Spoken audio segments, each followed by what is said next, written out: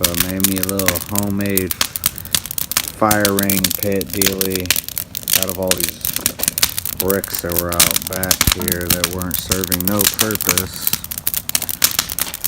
So anyways, worked out pretty good. Probably about 1.5 feet deep. You ain't really have to dig the ground out too much. Maybe just take a little scoop off the top and then do some bricks on the bottom underneath the fire. So this thing is warm and toasty. Homemade fire ring. Should have did a how-to, huh? 'Cause people, how'd you do that? They just stack a bunch of bricks in a circle. You got instant warm. Cheap little fire ring. They want $120 for a steel one at Home Depot, so this is free.